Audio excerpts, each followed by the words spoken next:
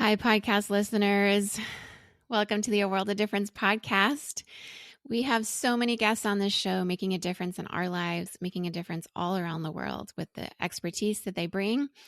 And yet so many of you are reaching out to me saying, you want more. It's not enough just what we're putting on these podcast episodes for you. And so I am here to extend a very warm welcome to you to our Difference Maker community, where you can join for as little as $5 a month to get all this extra content.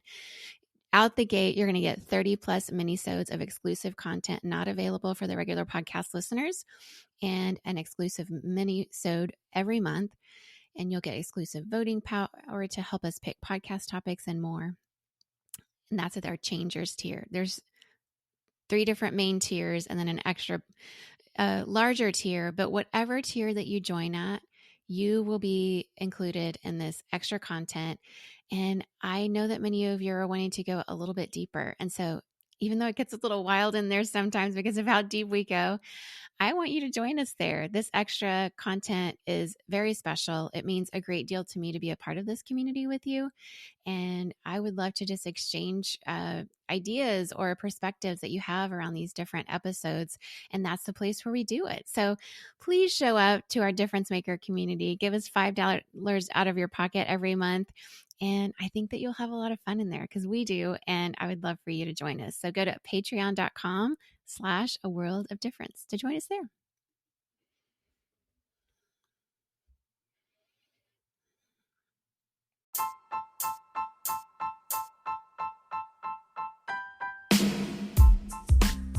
Welcome to the A World of Difference podcast. This is Lori Adams Brown, and you are listening to episode 14.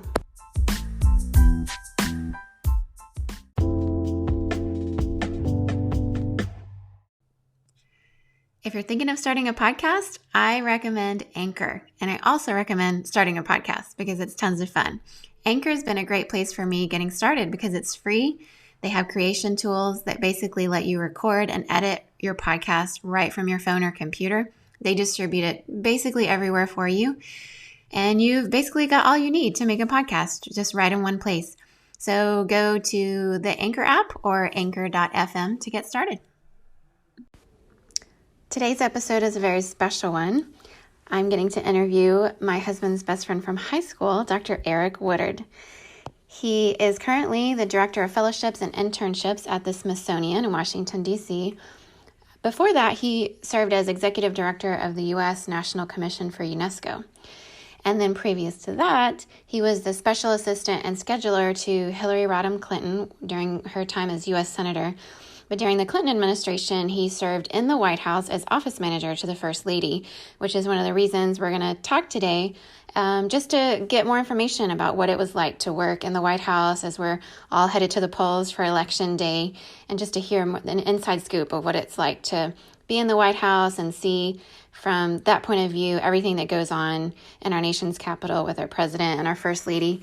Some fun things about Eric are he was a scuba diving instructor in 1994 to 1997 before he moved to D.C. and started working at the White House. He is an author of several books, including Your Last Day of School, 56 Ways You Can Be a Great Intern and Turn Your Internship into a Job, and also The Ultimate Guide to Internships. We'll talk a little bit about his growing up years in Thailand. He went to International School Bangkok, where he graduated along with my husband, and he holds a bachelor's in biology, a master's in international affairs from George Washington University, and a doctorate in human and organizational learning from the George Washington University.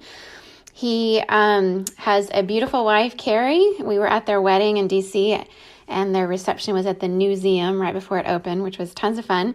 He has twins and 2 other children as well. So just a little bit of a language warning on this one. If you're driving in the car listening to this and have little ears and car seats behind you who are, maybe learning their first 20 words, and you don't want one of them to be a word they might get sent to the principal's office in kindergarten for at a Christian school, just be aware. I wanted Eric, though, to bring his full self to this conversation today.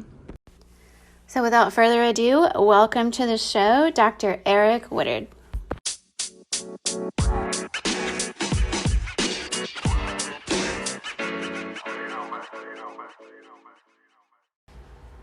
Hi, Eric. Lori Adams Brown, how are you doing? I'm so awesome. It's so good to talk to you. Well, I got to tell you, I've had about 3 Diet Cokes with an apple juice chaser, so let's light this candle. You do not need Diet Cokes to make it through this. You already have enough energy going for you. All right, we'll see. We'll see. I'm low energy, Lori. Yes, I've pretty much never seen that side of Eric Woodard. Well, it's such an honor to have you on the show today. When it came to like this whole issue around being a U.S. citizen and voting, like I could not think of anyone more perfect than you. So I'm super excited to dig into all things Eric Woodard today. But why don't you go ahead and tell us a little bit about who you are and what you currently do in the D.C. area?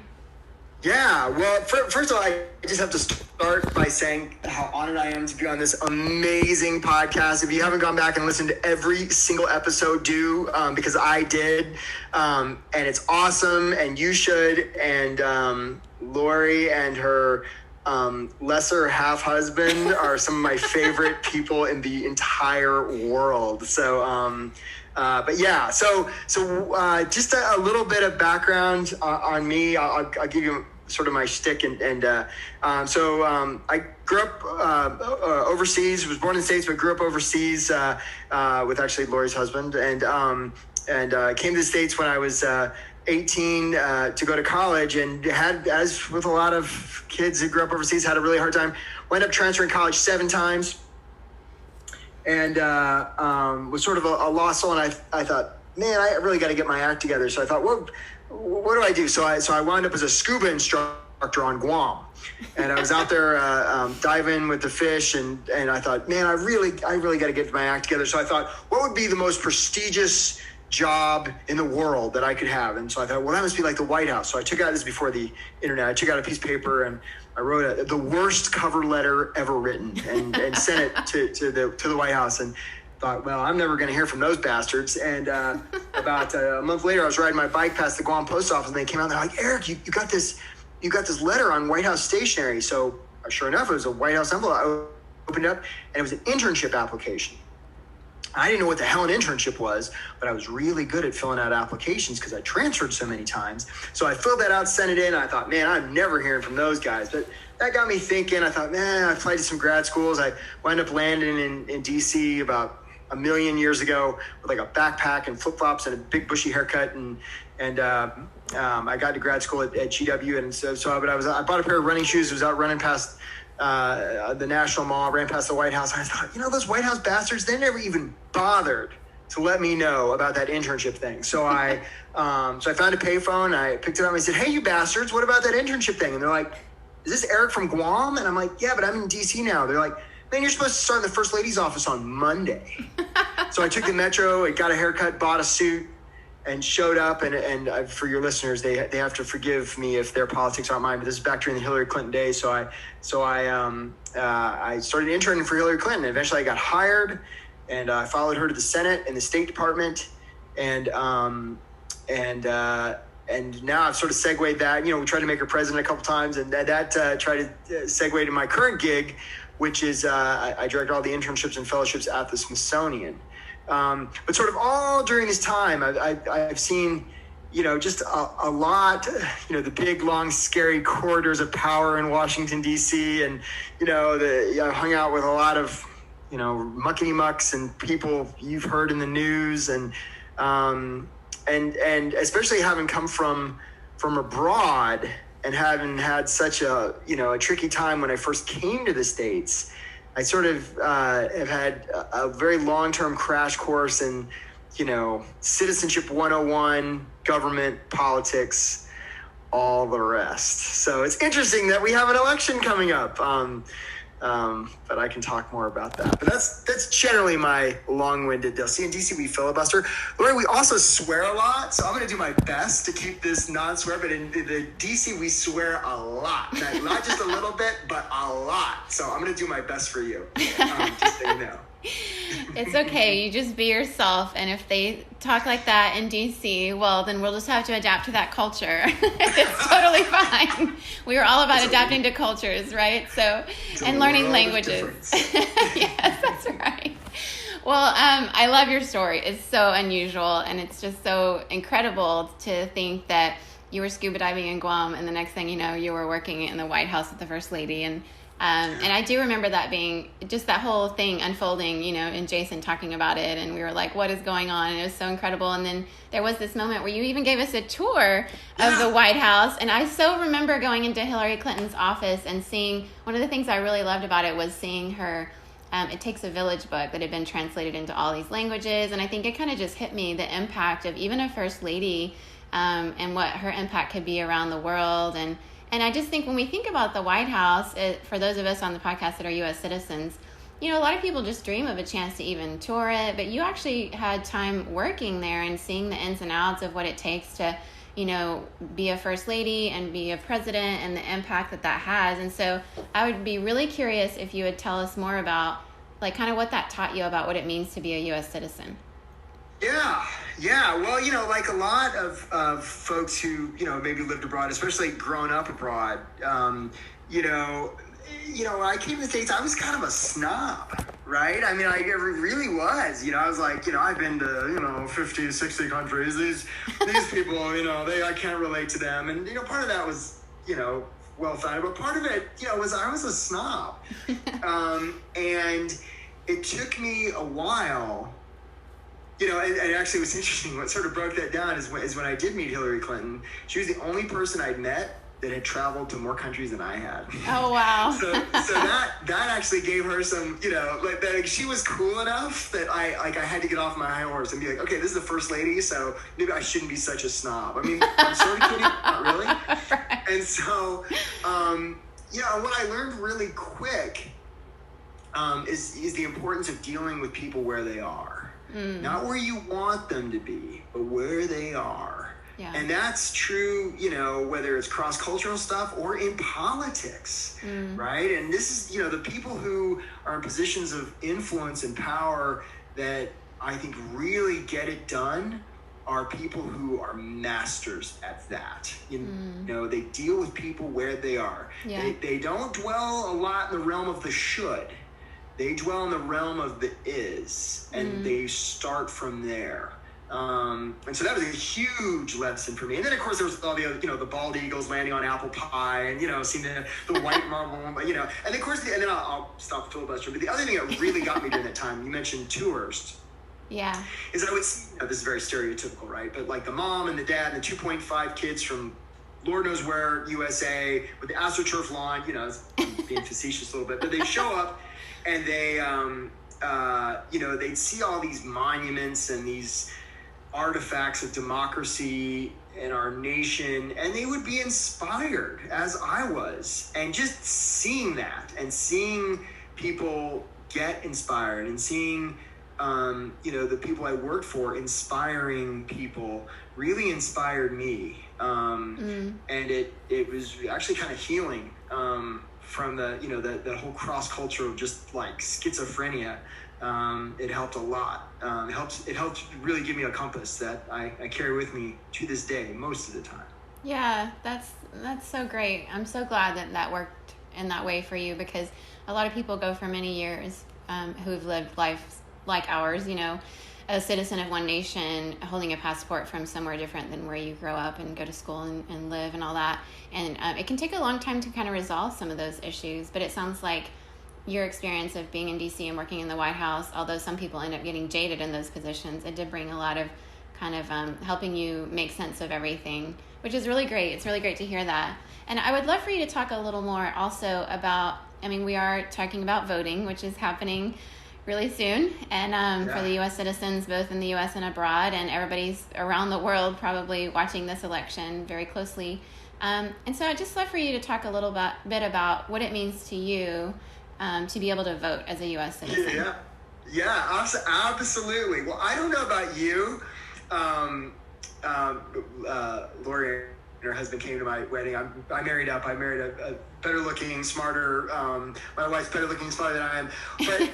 But we get along so well. Not because we love the same things as much as we get annoyed at the same things, right? It's not just those that like, it's those that hate together, right? And so the thing about, I promise this is getting to voting. The thing about voting is, if you don't vote, you don't get to whine.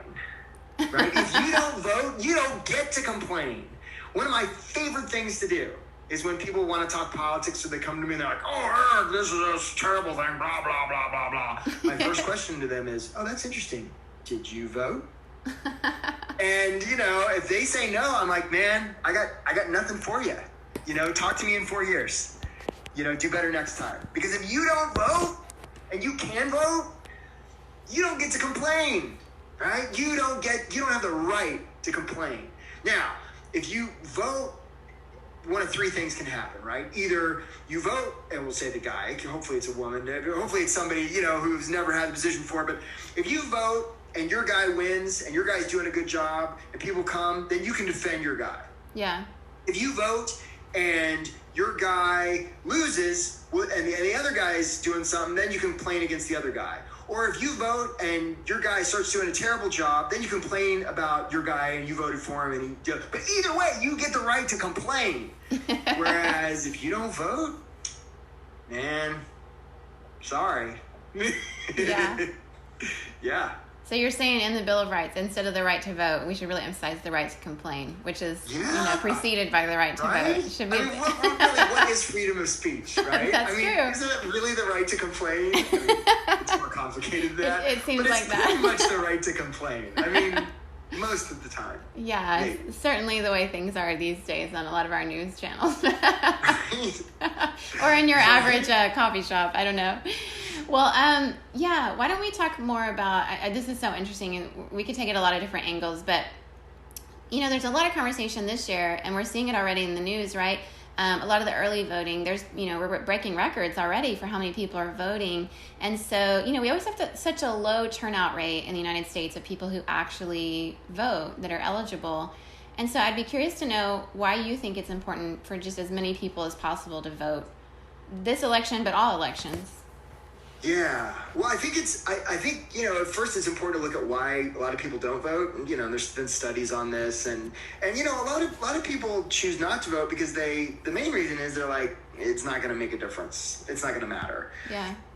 And, one of the things I always love, right? And again, this depends on where you're coming from politically, is you get people and they're like, oh, the government, this, government that. And I always like to remind people, dude, you're talking about yourself. You know that, right? Our Constitution starts off, we the people, right? It's what Lincoln said in the Gettysburg Address about of the people, by the people, for the people, right? There is no us in the government. We are the government. Lori, you're the government. I'm the government. We're all the government. Yeah. And people don't get, and so, the reason it's an important, and so I guess where I'm going with this is when people realize that simple truth that's written in the Constitution of our country. Again, I'm talking here in the U.S., but when they realize that they are the government, it helps bring home the idea that it does make a difference. And of course, in recent elections, these razor thin things that we've gone through where, hundreds, a couple hundred votes one way or the other made all the difference in the world. Yeah. Your vote does matter. And again, even if you're in a state where the chances of your vote mattering, given your politics and, the predominant politics doesn't matter, I still go back to that right to complain.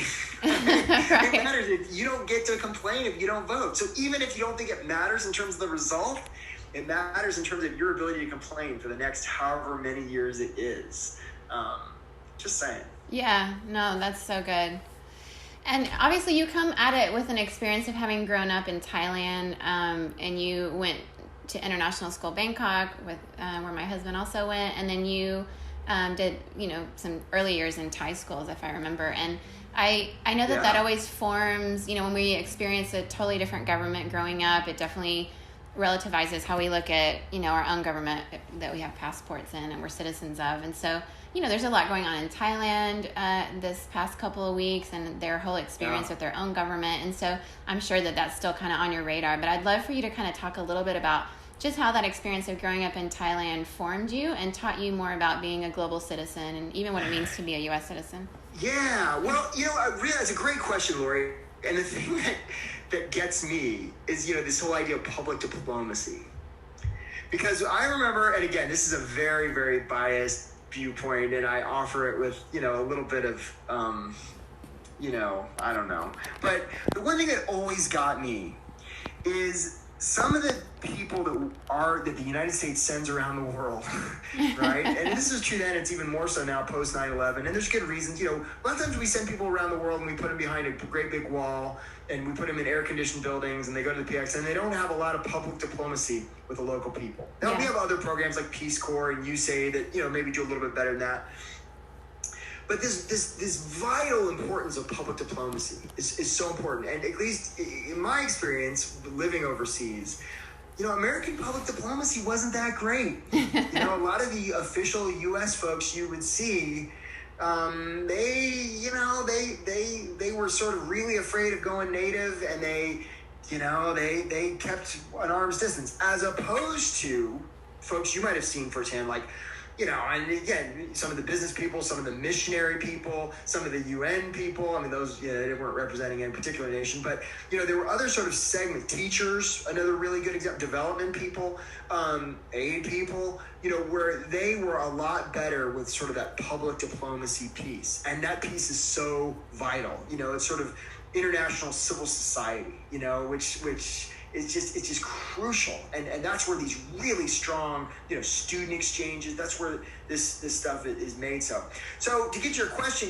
when I, when I got to the White House, and I would, had the honor of traveling to some of these places, and we're rubbing shoulders with ambassadors, because I was there advancing the president and the first lady, and some of these folks would, try and pull this stuff, right? Well, we're American, and I was, trying to guess what the people I worked for would want in terms of the president and first lady. I knew that they would want to have interactions with real people in the countries they were visiting. I would veto it. I'd be like, no, we're not doing that. Yeah. And they would look at me, and I'd look at them, and I'd be like, I know where you're coming from, because I grew up with this. Yeah. So this ability to, project, soft power is what it's been called. But, this citizen diplomacy is so vital. And so that's really when I was at the White House, and I had my, I got all kinds of stories, but, I had my blue suit and, my red, white, and blue tie, and, I was all buttoned up, and I'd go to these countries. I would really, really try and, remember that the one of the most important things that I could do, and that I could set things up to do, was to ensure that public diplomacy connection happened. And so I was really proud of that. And that really helped me sort of orient towards being able to, put on my flag pin, to be like, oh yeah, even though I grew up overseas, I'm totally an American. I want to represent the Americans and be American, because I want to have that public diplomacy with the rest of the world. And I still feel really strongly about that. And then later, when I worked at the State Department, I got into some UNESCO stuff, and it was all that. And again, it goes back to dealing with people where they are, not where you think they should be, but where they are. But yeah, public diplomacy, huge. Yeah, I so agree, and I think that it's one of those just beautiful parts of growing up in international school, and also just living in another nation for a lot of our childhood, where you see things through a totally different lens. And for me personally, just when I vote, one of the biggest issues for me when it comes to voting for president is how are they in diplomacy. It's just such a crucial part, because we felt it, as U.S. citizens abroad. Things the U.S. presidents would do all throughout growing up. And for me, the last 20 years of living in Asia, you feel like you're always having to answer for whatever president has been elected. And it just goes easier on us abroad when we have a president who's considering, the different cultures in which they're interacting. And I just think the role of the U.S., it's such a superpower, and we have a lot of influence with the United States president that we choose. That president will travel, they will make decisions that will affect a lot of people and a lot of nations. And for me, that's just one of the primary factors in who I choose for president. And so I totally agree. I'm so glad there were people like you during that time. I hope there's people like that now, and there will be over the next 4 years, whoever ends up getting chosen, that's something we really consider on a deep, deep level. Another thing I wanted to ask was, when we think about kind of the average U.S. citizen, I'm sure there's a lot of different, maybe even misconceptions about what it means to be U.S. president, what that job entails. Is there something you wish that, just the average American would know about what it means and what that job entails as U.S. president? Absolutely. And it's real simple. It's one leg at a time, right? You know how presidents put on their shorts? One leg at a time, right? These people in positions of power that you hear about in the news, they're just people. Yeah. Now, a lot of times they're really smart people, or, they're really, they're people that have got a lot of energy or, competence, but they're just people. And they've got, their own, they have good days and bad days, and they make mistakes, and they, have moods, and just like you and just like anybody. Mm-hmm. And, what I learned, in the time that, some of the best leaders I've been around, they're really good at, leveraging the power of people. Because one person, right, the president, the president, they're all powerful. There's a lot of checks on that power. Yeah. Right? And there's a lot of things they want to do that, you'd be amazed how there's situations where you think, the president, they can just do that. No, they can't. Or, they need, $500 to buy a backdrop for a thing. Oh, they're the president. No, they can't. It's like, so I think people would be surprised that, even a place like the White House, there was just a report where, what did they have in the North Lawn? There were raccoons. That's like totally real, or, there's stories where I remember I would have a dolly, and the first lady would sign books to people, and I remember, I would just take I'd put books on a dolly and roll it into the residence, just me and a dolly, and it was just, I could have been in a warehouse. It was just, and she would sign them and I'd roll them back, and it was, it's just a place. And, and the people that work there, they, in the good administrations, they work really hard and they really care. But it's not, people I think sort of put it on this, sort of mythical, it's this mythical place. The West Wing's really small, and there's little tiny offices, and, there's people who are jerks and people who are nice, and, it's just like any other place. It just happens to be the White House. Yeah, I think it'd be surprising to people. And so I guess in saying that, what I hope that, hopefully that helps people do is, if they feel like, well, why should I vote? I can't relate to the president or the person running for president. Well, chances are they're probably a pretty average person, even though, they may be surrounded by Secret Service and, they ride Marine One and Air Force One and all that. It's, at the end of the day, it's one leg at a time. Yeah. That's so good to remember. It's really especially good to remember right now, by the way. So many of our presidents, at least in our generation, at least we've grown up seeing it kind of increase and how vilified presidents get. And, the more we start seeing them on TV and then now social media and all these pictures and just things that used to be a little more, I don't know, it used to be radio. We didn't even know what they looked like, I guess, a few generations back, right? So it just seems to be, they're so dehumanized. And I think a lot of people, even little kids growing up, do they want to be president one day? Who wants to sign up for that? It's a hard gig knowing you're going to be, treated that way in some way. So it's just good to remember that they're human beings, right? With flaws and all that. Yeah. Well, the other thing I had, politically, the golden coin of the realm is authenticity, right? That's it. That's it. If and when a candidate can come across as super authentic, they win. And I could go back through history and talk about every election. Yeah.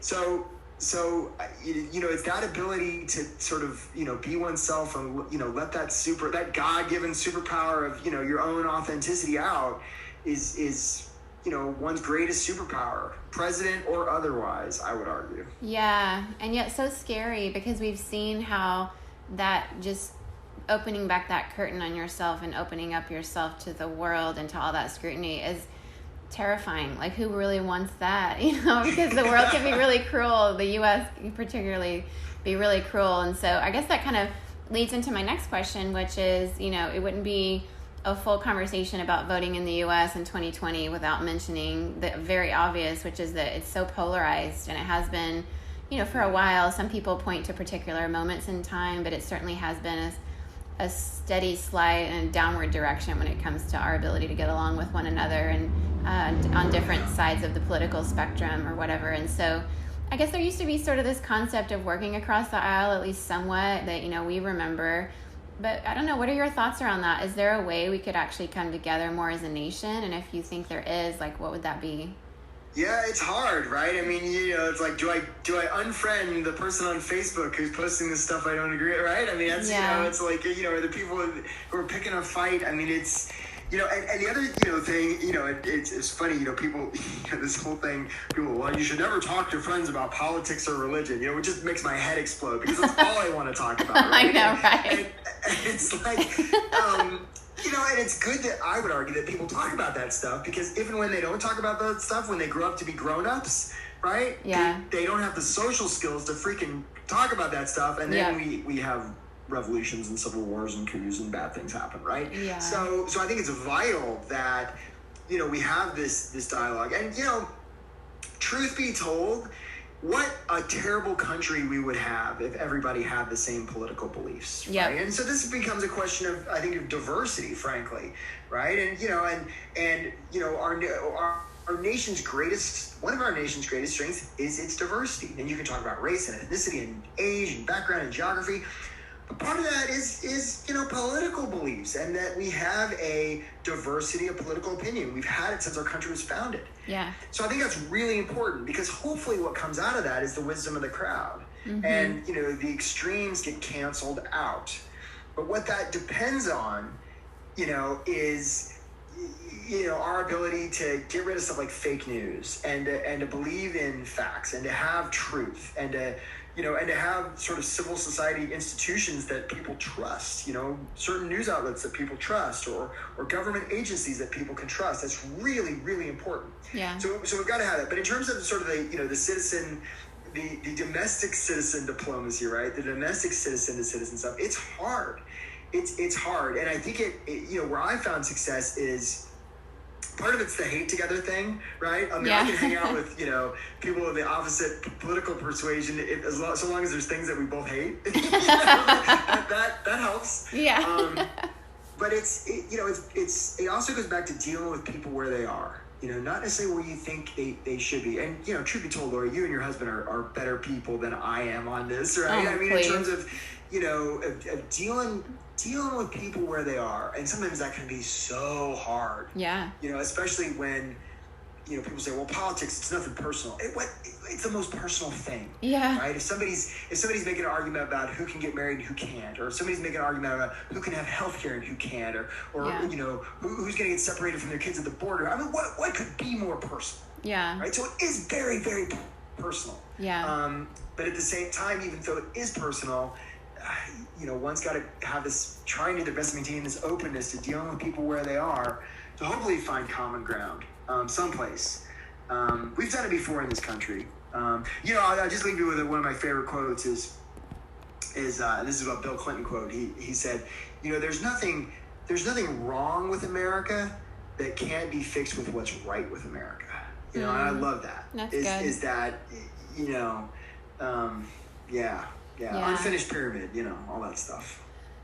Yeah, it's more, just a matter of perspective, right? We can always find something in common. Like, some of my greatest friends in the world are Muslim, and I don't agree with, the ways we're talking about the afterlife and the process of all these things here on earth. They're so different, but we can have very, very different worldviews, come from opposite ends of, even the way we should dress and what matters in terms of like what's considered polite or what's able to be eaten. Should we eat pork or not? Like all these conversations, we can be on very, very different points of view, and yet we have so much more in common with people than we often realize. And I guess that's my hope too, is that this nation can focus more on that. I think the politics, and those conversations do matter. And I agree with you. I enjoy talking about politics, even though people say you're not supposed to. But it does grieve me coming back to a U.S. It's so polarized where we don't get to have the conversations with as many people as we once did because of how we're pitted against each other so much. And I guess the narratives that we tell ourselves is really important. Some of the narratives are that you're not allowed, or it's going to just ruin friendships, and we see it happening. Yeah, that's horseshit. Yeah. Yeah. I mean, you're right. The narrative's out there, but I'm just like, yeah. Yeah. And the other thing you find, Lori, is you get the people who are like, well, I'm going to move to Canada. Yeah. You know, or, I'm going to leave the country. I can't, this isn't my country. And that drives me crazy because you know what? I go back to the we the people thing. It is your country, man. Yeah. It is yours. Nobody can take it away from you. And this goes back to growing up overseas. You're like, well, I didn't grow up here. I don't relate to people here. It can't be my country. Of course it is. Yeah. Of course it is. Nobody can take that away from you. Yeah, that's a good perspective. And it's like, we just finished a series on immigration, and it's like we want to, at least for me, my posture is I love welcoming immigrants here. I want it to be their country too because they want it. They want it more than I want it, and so they should definitely be able to be a part of it because it is such a beautiful thing, like you said, with the diversity of this nation. It really is one of the things that it just makes it so great. It's not perfect, it's far from perfect, but it is a really great place that we have historically, welcomed so many people. Yeah, and I even, I go back to the, I like to think of myself as a sheep in wolf's clothing. This is why we swear a lot in DC, right? Some people approach this stuff from the realm of the should, right? Well, it's, this is where, this is where I need to go to Sunday school more, Lori, because I'm raising my kids like they're godless heathens. You and Jason got to help me out. We'll make a trip to DC. This idea that the realm, and where I've gotten to is, the pragmatic, right? I mean, yes, we should have diversity in this country. And maybe there's some moral truth reason that it's a good thing. Okay, fine. But there's also a super pragmatic reason, which means when we have diversity, we're stronger. Yeah. Just like any system is stronger when it's more diverse, right? Yeah. And this is like environmentalism. Well, we should save the trees. Really? Should we? That depends on your values, and that's different for everybody. But I can make you want to save the trees because you make money. See, so you can do both at the time. We should have solar energy. Great. Make it economical. Make it worth people, regardless of their values, this is where, find something that's got teeth, that's what I want in terms of, public policy and the people that get elected, sometimes, people that mean well, they get stuck in this realm of the should, and that's fine, but in terms of politics, in terms of policy, man, it's got to have teeth. It's got to be worth it for people. And a lot of times it's in their pocketbook. Or something. Again, it's one perspective, but it's important. I think all the perspectives are important to bring into that conversation. I mean, it's such a big thing, right? So, I mean, you talked earlier like how you traveled overseas with the First Lady and the President, and you're seeing all these negotiations happen, your trade agreements, and the diplomacy side. And when it comes to negotiations, there's a little bit of give and a little bit of take, and it takes a lot of intelligence. It takes a lot of letting people speak into that. And I think for me, just one of the greatest qualities in a president or any leader is just like what you said, a diversity around them. I mean, even in tech, here in Silicon Valley, like there's these diversity and inclusion jobs where they know that like the more diverse, like the better that product is going to be. If you're trying to reach India and China with your iPhone, like you're going to want to make sure that works in Australia and Europe and everywhere. So when it comes to US presidents, I just think one of the greatest qualities is having people around you that aren't just yes men that agree with you and look like you and act exactly like you and grew up like you. But if you're wanting to reach an entire nation of the United States with your policies and much less an entire world, wouldn't it be better to have more diversity of opinions around you? So when you saw like the president and the first lady traveling overseas, like what would you say were some of your takeaways as to why it matters to elect someone who will represent the diversity of U.S. citizens overseas? Yeah, I mean, that speak truth to power thing is tough. And I was even in positions where, and I was just a kid. I was 20-something, where I had to do that. And that is scary. Yeah, I can imagine. That is so, but it's worth it, right? And when you're working for a leader, good leaders reward that. They may not reward it in the 3 minutes after you deliver that information, but eventually they reward it, right? Because again, it's one leg at a time. Everybody's a human. They're, they have the emotional reactions that they have, but long term, leaders who can surround themselves with diversity, who aren't threatened by it, who listen. It's really important because look, our country's big, it's complicated, and nobody knows everything. I mean, that was one of my most important lessons that as I sort of do career stuff now and helping hopefully the next generation of our nation's leaders develop and kick ass, is one of my most important leaders or important lessons that I can offer is what I call the I don't know lesson. Right? Yeah. I learned this at the White House, right? Airplanes have crashed because somebody thought there was gasoline in the gas tank, right? So I've sort of tried to eliminate the words I think from my vocabulary, right? You either know or you don't know. And if you don't know, there's only one correct answer, and that is I don't know. And that's okay. Yeah. And then you can offer to find out, right? And so, you know, when you're dealing with presidents or whatever, it's so much better to say I don't know than to say I think. Because I think means you don't know. And if you don't know, that could lead to really terrible things. So, I mean, that was one of the most important, you know, is leaders who are okay with people not knowing stuff. Now it's better if you happen to know it, it's more convenient. But as a leader, you got it. And as a parent and as a teacher, you know, we you know, I think it's vital that we're okay with people not knowing everything, because who does? No, right? exactly. Google? Yeah, I mean, but other than that, nobody knows everything. Nobody knows everything. Yeah. Yeah, I totally agree with that.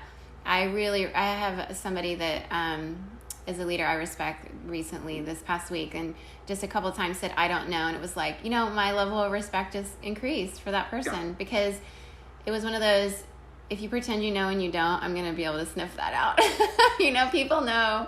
And when you try to fake it, like, it doesn't help. It's that whole authenticity piece like you talked about. And people don't need leaders to know everything. Like you said, they don't expect that. But it's just that humility of being like, I just don't know, but like, let's figure it out together. And then you feel like you can follow a person like that. Yeah, for sure. Absolutely. Well, we talked about polarized America earlier, and some things have just been this way forever. We do have a two-party system, but some people aren't just Republican or Democrat. They might be independent or libertarian or Green Party or whatever party they resonate with the most. But as people are going to the polls over the next few days, and as they listen to this, maybe even the same day, kind of what is something you hope people consider this round when they vote for president? Yeah, I mean, it's interesting with, you know, the two-party things, right? I mean, because there's lots of people who are like, well, I don't like either of them. I want to vote my own person. And, of course, the reason we have two parties is largely driven by the Electoral College, right? Yeah. And so there's been a lot of calls, especially, you know, after the PTSD I have from 2016, right? I know. You know, let's do something with the Electoral College. And, of course, you know, small states are like, no, we don't want that. And, you know, and it goes back to our founding. And, you know, there's reasons to maintain it. But you know, I would just say, you know, if somebody is in a position where they are, you know, not feel like they're not represented by one of the two major parties, then the way around that is the Electoral College and looking at who is in favor of reforming that, right? And that's your ticket there. Yeah. But I mean, largely, I mean, it's hard to ignore that, you know, our nation's in the middle of this pandemic, right? I mean, it overshadows everything. Yep. As it should. And, you know, we've got to have our act together on this. And, you know, I mean, this is tough stuff. I mean, and, you know, if you look at some of the data, I mean, the United States is doing arguably worse than just about anybody. Yeah. I mean, it's hard to find a statistic where we're doing better. I know. It's really hard. And so we got to do better, right? We got to do, and we can. Yeah. You know, the other thing that occurs to me, and this happened after 9/11 too, is you know, Americans can be pretty good at sacrificing. I know it sounds crazy in sort of the era of, you know, the Kardashians and, you know, all these, and Kanye things. West on the ballot. yeah. But we can be we've sacrificed before, right? And, you know, and that was one of the things that wasn't so great after 9/11 is we didn't really ask Americans to sacrifice that much. You know, a lot of people wanted to, and there wasn't really it was like, hey, go shopping, keep the economy going. And that's kind of been a theme with COVID, you know, is we haven't really been asked to sacrifice. I mean, there's been shutdowns and wear a mask and, you know, but I think if we had leadership that was just brutally honest, and instead of saying everything's going to be okay, they said, you know what, we don't know, but we're going to find out and we're going to deal with it. I think that would resonate with a lot more people. And so the next election is really important in that regard. You know, there's all sorts of questions around, you know, mail-in ballots and late voting, and, you know, we'll see, you know, the Supreme Court, so we'll see what happens on November 3rd. But But I keep thinking of that quote about, there's nothing wrong with America that can't be fixed with what's right about America, which is very optimistic. It's very exceptionalist. But that's what I hope. The other thing I just throw out there, just an idea, and I'm sorry to filibuster, is this idea about, strong and wrong will always beat weak and right. Strong and wrong will always beat weak and right, which means if somebody's strong and wrong, there's a good chance that they'll, just because of the confidence they show, that they'll drown out the opponent that's weak and right, which means that we want to elect leaders that are strong and right, because that means strong and wrong every time. Yeah. But it means a leader's got to be strong. They got to be strong and right. And that's what I'm getting to about, they can't live in the realm of the should. Their policies have to have teeth, and they've got to hit people in the pocketbook or where it matters. It's where the rubber meets the road. We don't have time to mess around with the should, right? We got to deal with the is, where people are, blah, blah, blah. Sorry to get on my soapbox, but. No, I love your soapboxes. They're always so informed. Yeah. No, it's so good. I agree. There is, there's just an American cultural value for that kind of strength that looks very American. Every culture has their version of it. In a lot of Asian cultures, there's still a strength, but it looks so different. Exactly. It's more subtle. But at least in the U.S., we do expect it to look very, a certain way. And it's important because it's a part of the culture. It's important to consider, and what's it going to take to lead in this context, here in this nation. And I think, but we want to go for right. We want to go for character. I think character really matters. And even though generations have changed and people view things differently, I just think at the end of the day, we want to be able to trust a leader to do the right thing. And that cross-cultural thing. I mean, I think of somebody like Gandhi, right? Yeah. I mean, dude, that dude was strong. Yeah. I know. No, he didn't go out, and beat his chest, right? But I mean, as you say, he had his culturally, he was strong in his own cultural context. So absolutely. Yeah. I think it translates. Absolutely. Oh, for sure. Yeah. I do have hopes and dreams that we can see women as strong enough to have the office one day, and hopefully we will. That's the dream I have for my kids to be able to see in their lifetime, hopefully still in mine as well, hopefully soon. But yeah, we do definitely, we have for so many generations defined that strength of a top leader as being male, but a lot of nations don't. A lot of nations that we would consider either very patriarchal or very patrilineal have elected women. Right. And yet, I mean, what is up with that? I don't know. It's very bizarre. Right? I mean, yeah, I know. Well, speaking of hopes and dreams, when you think of your kids, your adorable, precious kids, what are your hopes for them when they grow up and start voting? What kind of America do you hope they get to vote into? Yeah, this goes, to everybody having the opportunity to reach their God-given potential, right? I mean, that's really what government's for. I mean, if you ask me. Because, I mean, all of us are really, at the end of the day, we're all looking out for, our family and friends and, making sure everybody's healthy, making sure everybody has a chance, right? Yeah. And that's what good government does. Good government, provides equal opportunity, right? That's it. I mean, that's pretty much it. It's supposed to keep people safe, keep people fed, keep people healthy. It's not super complicated. I mean, the basic things that government, life, liberty, and the pursuit of happiness. Boom. There you go. It's right there. And so, that's what I hope for my kids. I want them, and all kids, frankly, all people, to reach their God-given potential. And the thing that drives me crazy is so many of us don't. We could all be doing so much more than we do. Right. And we're all, so many of us are held back by, these fears and, that we have. And so if and when we can have leaders in government that help us get around those fears and those limiting beliefs, that's the person I want to vote for sure. Yeah. Oh, man, that's so awesome. When I think about your kids growing up and reaching their God-given potential, it just makes me smile. Yeah. That's it, man. Yeah. I mean, that's it. That's great. It. That's the whole ball game, I would argue. Yes, we're going to dream for that. We're going to vote for that. We're going to pray for that. We're going to hopefully see that happen when your kids get old enough to vote. So the last thing I want to camp out on here, because I know you have like a gazillion stories, because I've heard so many of them, and I would love to hear all of them, and you should just write like 5 books someday.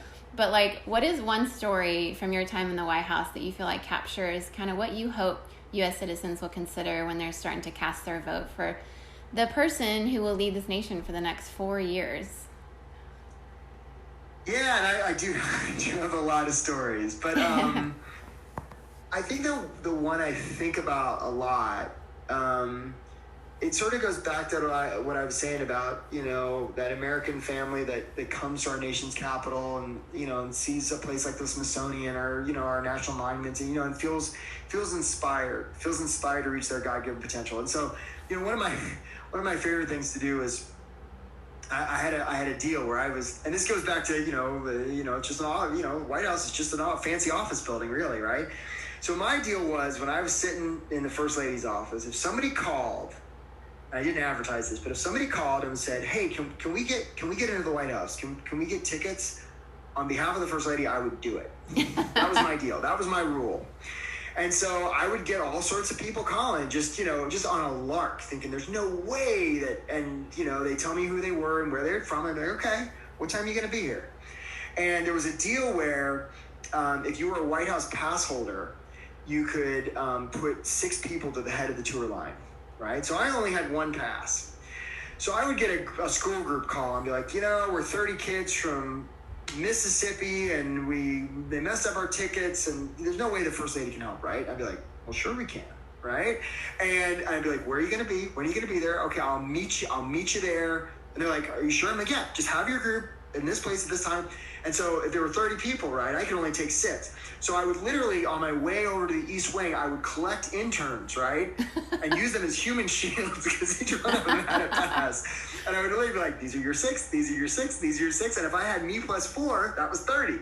And, you know, the lady who was in charge of the visitor's office would get so pissed off. But she knew what I was doing, and she knew that, you know, and so she liked me. She had a soft spot, so she let me get away with it. This was all pre-9/11, and I doubt you could do any of this stuff now. But, yeah. But I love that. And every once in a while, this is one of my favorite things, every once in a while, I would do that, and the group wouldn't show, or they couldn't find me, or they were late or something. So I'd be out there able to put a bunch of people, you know, into the head of the line. And I didn't want to waste walking all the way over there, so I'd look around, and there would always be a group, a family. Just the kids were crying, you know, the parents were losing their mind, or, you know, it didn't have to be it, but it was. And I'd walk up to them and I'd be like, "Hey, you trying to get in?" And they'd be like, "Yeah, but we don't have tickets." I'd be like, "Come on." And they would literally be afraid it was like a terrorist or something, right? I mean, no, there's Secret Service all around here. You're gonna be fine. Just trust me, right? And I just walk them in, like, there you go. Compliments to the First Lady, you know. And it was just, and it was partly an ego trip for me, but it was also just the ability and the privilege to give somebody that quick inspiration, you know, just was so gratifying. I mean, and so it, you know, I think if and when we have leaders, and if and when our country, you know, is in a place where, you know, kids can look up to a president or their elected officials or community leaders or whoever it is, and be inspired by them and want to be like them, that's the strength of our country. That's, frankly, you know, that's the kind of people we should vote for, I would humbly suggest. Yeah. Oh, that's so good. Yeah. I love that story. It's so Eric Woodard in every way. Yeah. Now you have that crying family, so when you go visit places, you're hoping for Eric Woodards to come bring your family there. Yeah. That's so good. Maybe our approach should be that we just poll the kids around the nation and be like, who do you want to be like? And then we choose our president based on that. I'll get President Pikachu, right? That's so true. Yeah. Well, Eric, it's been such an honor and privilege to interview you today. Thank you so much for doing this interview. It's just incredible to have somebody who's experienced firsthand what it means to be in the White House, to be, you know, flying around the world with the president and the First Lady. And I really think it's going to help people see it in a whole different light. So thank you for all your stories and your insights. They're just super valuable for all of us. Laura, you are a rock star, as you know, and again, you and your family are some of my favorite people in the world. So thank you for doing this. Thank you for, you know, spreading this message. It's vitally needed, and keep it up. And I'll be listening with everybody else. Thanks, Eric. When all this crazy COVID is over, we're definitely either flying to DC or you're flying here. Yeah, obviously. Of course. All right. Hugs to your family. Bye, Eric. Okay, bye. Isn't he so great? I wish all of you could just meet him in person. For those of you who don't know Eric Woodard, he's just always brings a smile to my face. Even somehow the curse words, we can excuse those. Hopefully you didn't have any kids in car seats in the back of the car while you're listening to this. But he has so much joy and love and just friendship that he just overflows all the time. And it's just so great to think about when we imagine that story he was sharing of him at the White House and giving those families with the crying kids up into the front of the line places. And that's just the kind of guy he is. And, there's just something really special about how he really, incorporates so much of what he learned growing up in Thailand into his life as an adult living in DC now. And I just knew when he was at the White House interning, and then when he actually worked even full-time for the First Lady and as a senator, he just brought that international experience into that role, and he saw it through the lens of the eyes of what it would look like for, Thai people to experience that, or people in Guam where he was a scuba diving instructor. Isn't that just such a crazy part of his story? He's one of those people, he's just so full of life, and just like he said, fulfilling your God-given potential. That's just a desire and a dream he has for all of us, for his own kids, but for all of us. And I hope we can just take that message into our lives just right now. I know in COVID, it's hard to imagine fulfilling our potentials fully, but what we're sowing now will reap later in different ways. And so the choices we make now really matter. And as we're headed to the polls, it really does matter the issues we care about that we're voting for. We've just finished this immigration series, so certainly having that on our minds and hearts as we go to vote on behalf of the immigrants who have come here maybe as babies and didn't have a chance to fully get a citizenship. It's still in process for them, just like Michelle spoke about on our last podcast, where so many of those dreamers came over and have had a really hard time, many of them, trying to even get a citizenship and be able to vote. But we who have citizenship and are able to vote and are stewarding our citizenship, as we're all headed to the polls, have opportunities to think about not just ourselves, but our neighbors within the United States and around the world. Because as we talked about with Eric, the U.S. president goes all around the world on Air Force One, representing us, going to different ambassadors that president has often appointed to be in these other countries. Like, in Singapore, I remember my daughter, who's a Girl Scout, we got to hear the ambassador of Singapore speak to the Girl Scouts. She was an amazing person. And just knowing, when the U.S. president goes to visit, they're relying on those ambassadors to help them with the international relations, the position of U.S. president and vice president and our senators and all the elected officials we have down to the town council level. They really do represent us, and it really matters. And like Eric reminded us today, this is a government in the United States that's by the people and for the people. So if you have U.S. citizenship, then you're a part of it, and you're a part of the government, and you either choose to vote or you choose not to. And either way, it's a choice. It's a choice we're making. And hopefully we will take it seriously. And it's not easy. It's actually very, very complicated. And I'm sure there are as many diverse opinions listening to this podcast today as there are people listening to it. We all have very different nuances, very different reasons that we vote. But I just hope that today we considered just the perspective of somebody who was inside the White House and saw firsthand, like he said, just the humanity. These are human beings that we're electing, and they need our support, and they need our prayers, and they need our votes. And hopefully those of us who are eligible to vote are voting. If you live in another country around the world and you live in a place where you're able to vote, I know every government is so different, but hopefully there was some sort of takeaway that inspired you today of what it means in your local community and in your country to make a difference where you are, whether it's through politics or grassroots community efforts or forming coalitions or in the faith-based community, starting something new. Hopefully this is a podcast that has encouraged you to think not just of yourself, but those around you that rely on you, because this is a human life that we live and not in isolation as much as American individualism would show us that we're totally individuals and we just make our own way. Most of us around the world are not taught that in that same way because it's actually not true. Even in the most minute sense, that's not true. We need each other. We are created for community. We need families, whether we're single or married. We need to be parts of groups of people that encourage us and spur us on. And we can see gifts in each other that we often can't see in ourselves. And I don't know how you're experiencing COVID. The isolation can be very, very challenging at times. And I know a lot of people are dealing with very, very dark and difficult days, and it's a very big spectrum of what that looks like. I myself have struggled with online schooling my kids and being at home with them, and trying to make things work out for them, and working full time, both my husband and I, and just trying to get a meal on the table some nights just feels like too much. And there's just a huge variety of things that people are experiencing, but hopefully this podcast has reminded each of us that we need to just reach out to one another, and we are definitely stronger and better together.